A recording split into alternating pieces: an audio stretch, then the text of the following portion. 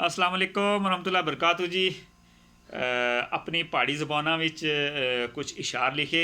अज मेरे नाल मेरे दोस्त अहबाब भी मौजूद है और उन्हें फरमाइश की कि जनाब तुसां ने असां पहाड़ी शेर सुनना चाहने हाँ। तो नाल जनाब तुसां दा बड़ा बड़ा शुक्रिया कि तुसां बड़ा अप्रीशिएट करने हो।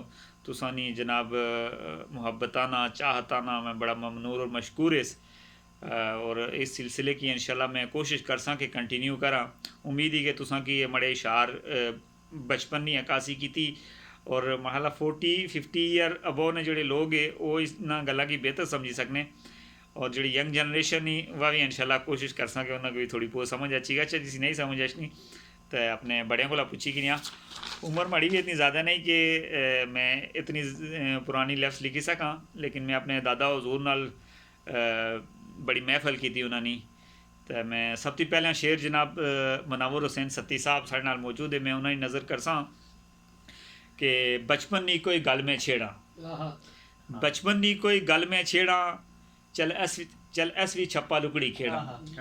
बचपन नी कोई गल में छेड़ा, चल ऐस भी छप्पा लुकड़ी खेड़ा। कोठे उपर खेड़न दियो ना, कोठे उपर खेड़न दियो ना, फिर अस चुटसा सारियां तरेड़ा।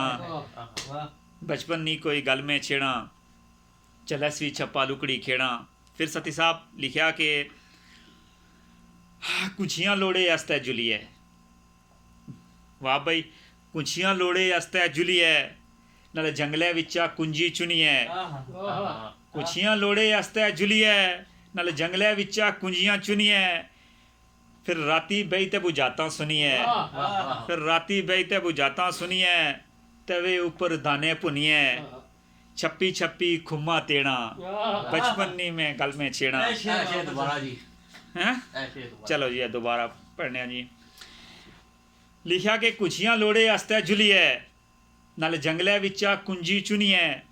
फिर राती बई ते बुझाता सुनिए, तवे ऊपर दाने भुनिए। छप्पी छप्पी खुम्मा तेड़ा, बचपन नी कोई गल में छेड़ा। चलसवी छप्पा लुकड़ी खेड़ा। फिर आगे लिखा जी विकास भाई तुसें नज़र करना इस कि लुकड़ी तरीकी अन्ने रहे हैं, लुकड़ी तरीकी अन्ने रहे हैं, खटते पीढ़ियां बुनने रहे हैं। लुकड़ी तरीकी अन्ने रहे हैं, खटते पीढ़ियां बुनने रहे हैं। साग असां भी चुनने रहे हैं, साग असां भी चुनने रहे हैं। आले ते काना सुनने रहे हैं, आले ते कूका सुनने रहे हैं। पिन्ने मारी ते कपड़े सेड़ा, पिन्ने मारी ते कपड़े सेड़ा।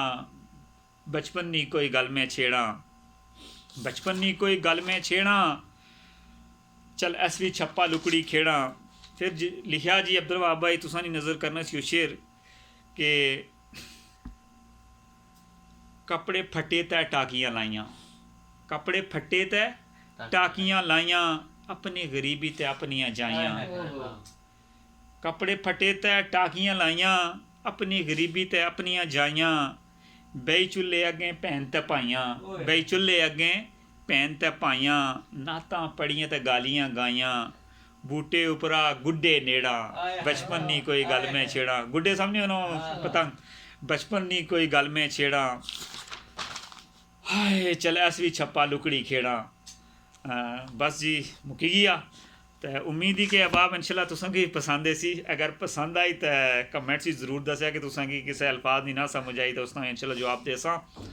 तो नाल अगर तुसें गी पसंद आई मेरी शायरी साड़ी बचपन नी पहाड़ी ज़बाना नी अक्कासी की तो मेरे चैनल की सब्सक्राइब ज़रूर करेआ जी।